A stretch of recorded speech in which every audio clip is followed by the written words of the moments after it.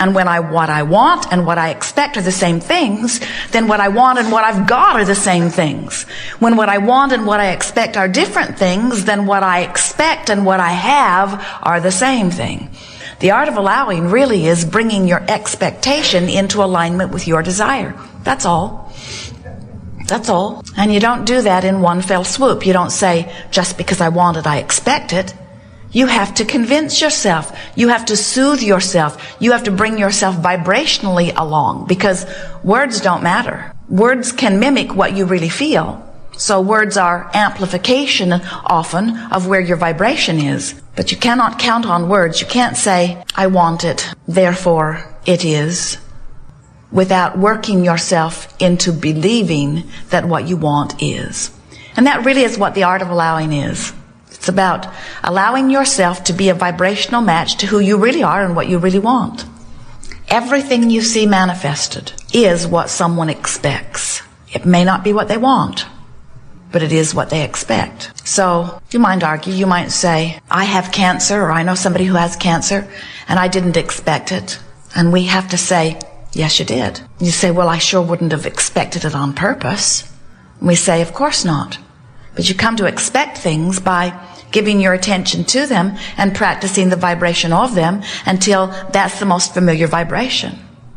Whatever you give your attention to, you activate the vibration of it in your vibration every time. So when you say yes to something, you activate this wanted thing in your vibration.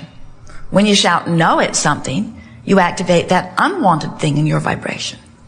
So yes means yes and no means yes, because this is a universe based on vibration, attraction, not on words. So when you see something that you want and you say yes to it and you activate the vibration within you, now you are vibrationally equivalent to that which you are saying yes to. And if you do that enough, this now active vibration becomes an often active or activated vibration. And if it is often enough activated, it becomes a habitually activated vibration. It becomes a dominant vibration. And that's when it becomes expectation. Every subject has the potential of being two subjects, doesn't it? What is wanted and lack of it. And depending upon which end of that stick you most often look at, that makes whichever end of that stick the dominant vibration within you. So you could have a dominant vibration about physical wellness, which means you expect wellness, which means you're thriving in terms of wellness. But you could have a dominant vibration about not enough money, and you could be living not enough money, even though you want more money. Which brings us to what we think is the most important thing that we're going to say to you all day here today. You live here in the now. All of your power is in the now. All of your life is in the now. All of your ability to live is in the now. Everything that you feel is in the now.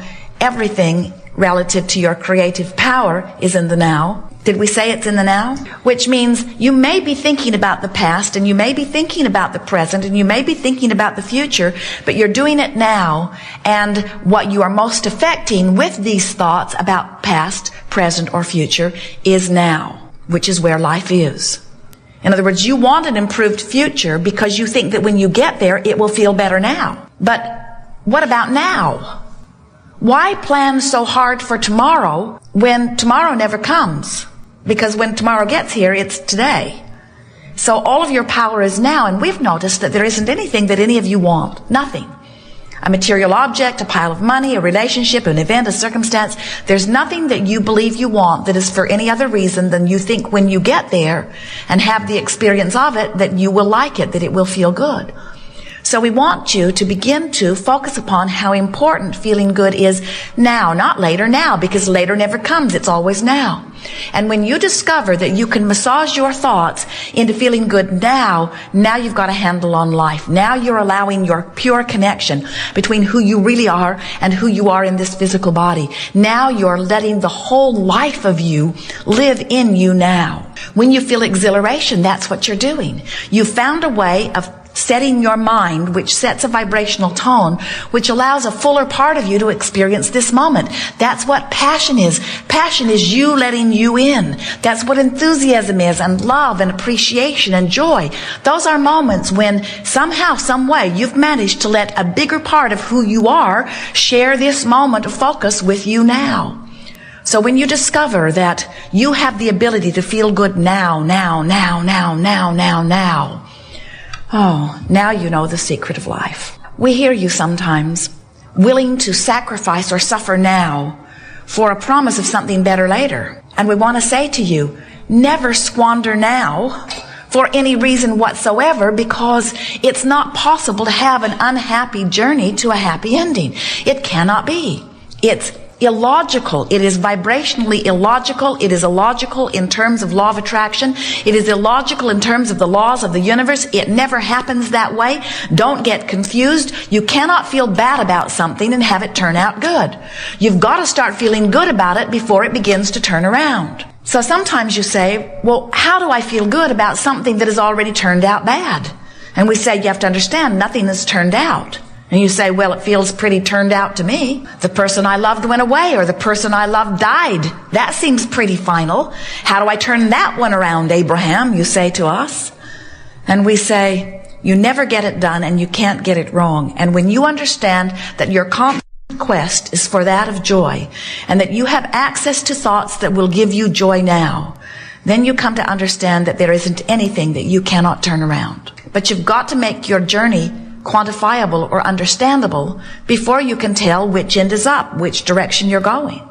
As Jerry and Esther travel across the desert from Phoenix to San Diego, it's easy to know which direction to go. They want to go west. The sun tells them that. And if it's nighttime, Magellan tells them, or the compass tells them, or the highway signs tell them.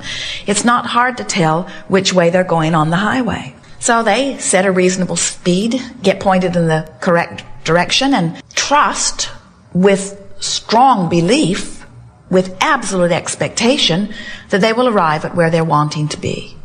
The journey is quantifiable. But if you are on a path from sickness to wellness, that journey is not quite as quantifiable. People say, come this way, try this medicine, try this surgery, think these thoughts, do these things, have this heredity in your background. Oh, you've eaten that all your life? No chance for you to be well now, they will say. Oh, you smoked those cigarettes? Well, it's no wonder you're sick. You've damaged your body irreversibly, they say. And so you have all of these voices. It's no wonder you are lost in the desert, because you're pulled this way and this way and this way. You try this and this. I want to be more slender. Oh, well, then eat this and don't eat this and don't eat this and don't eat this and don't eat this and don't eat this.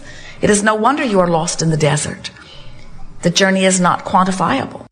There is a range of feeling, and if you will get a handle on the feeling, not getting hung up on the word so much, but get a handle on the feeling and decide today that in every conscious moment that you can, you're going to do your best to find the best feeling thought that you have access to, which means you're going to try to soothe yourself into a better feeling place.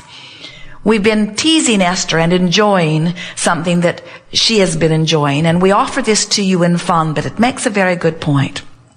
Sometimes when Jerry and Esther are traveling, for example, there is this sense of competition about who's right, who chooses the best path, or who knows how to hook the car up in the most efficient way. Esther likes to wait until they have a nice straight place where she can put the car right behind the motor coach, because the hitch is very tricky. You can't go backwards with it, as it has these flexible arms at first that must lock into place so that when you turn, it holds the car in the right angle. And at first, they're not locked in. You have to sort of pull forward to get them locked in. And they've had a few occasions where they've tried to hook it up on a campsite where there was too short of distance to pull forward, where they needed to make their turn before it was locked in, which is a problem. Often they had to unhook the car and look for a better way of going about it. So Esther is always wanting to look for a nice straight place, and Jerry is hoping and wanting to hook it up right where it sits on the camp spot, because it's just more efficient. And so they sort of teasingly argue with one another about it. And Esther realized, as Jerry was hooking it up on the campsite the other day in Boston.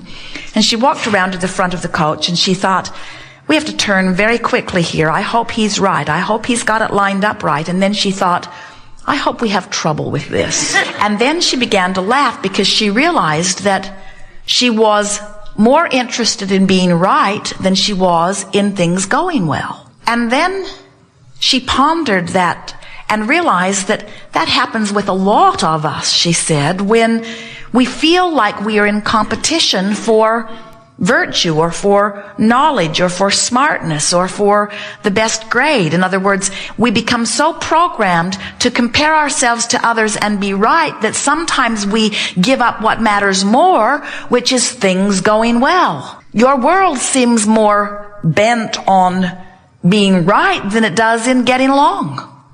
It seems more interested in discovering who has the right religion or the right truth than it does in allowing the diversity and just getting along.